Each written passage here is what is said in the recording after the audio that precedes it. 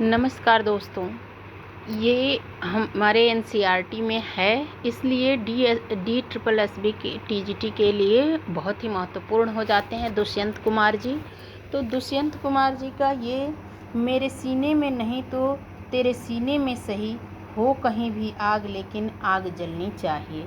तो हम लोग दुष्यंत कुमार जी की रचनाएं देख लेते हैं। क्या देख लेते हैं? दुष्यंत कुमार जी की रचनाएं जो हमारे लिए बहुत ही महत्वपूर्ण हैं। इनका जन्म 1933 में हुआ था। कहाँ? नवादा गांव, उत्तर प्रदेश में। सूर्य का स्वागत ये बहुत आता है। किसका है? तो दुष्यंत कुमार।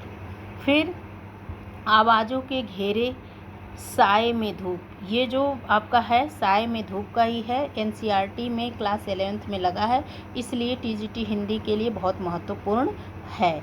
जलते हुए वन का बसंत एक काव्य है। ये किसका है? दुष्यंत कुमार का। एक कंठ विस्पाई, ये बहुत बार टीजीटी पीजीटी के एग्ज़ाम में आया हुआ है, इसलिए D triple S B TGT Hindi के बच्चों कृपया इसको एकदम रट डालो कि ये गीत नाट्य है। एक कंठ विस्पाई किसका है? दुष्यंत कुमार का। छोटे छोटे सवाल, आंगन में एक वृक्ष और दोहरी जिंदगी, ये उपन्यास है। उपन्यास के बारे में पूछ देगा कि आंगन में एक वृक्ष और दोहरी जिंदगी, ये उपन्यास किसका है? तो दुष्यंत कुमार। ये आए हुए प्रश्न हैं, इसलिए मैं आप लोगों के लिए बहुत ही मेहनत करके ये चीज़ें बना रही हूँ कि टीजीटी हिंदी के लिए क्या बहुत महत्वपूर्ण है। तो प्लीज़ आप लोग बहुत ध्यान से पढ़िएगा, ठीक ना।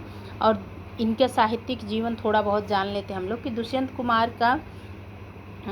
कुमार का साहित्यिक जीवन इलाहाबाद में आरंभ हुआ। वहाँ की साहित्यिक संस्था परिमल की गोष्ठियों में वे सक्रिय रूप से भाग लेते थे। तो ये सब हमारे लिए बहुत महत्वपूर्ण नहीं है, लेकिन नए पत्ते जैसे महत्वपूर्ण पत्र के साथ भी जुड़े रहे, ठीक ना।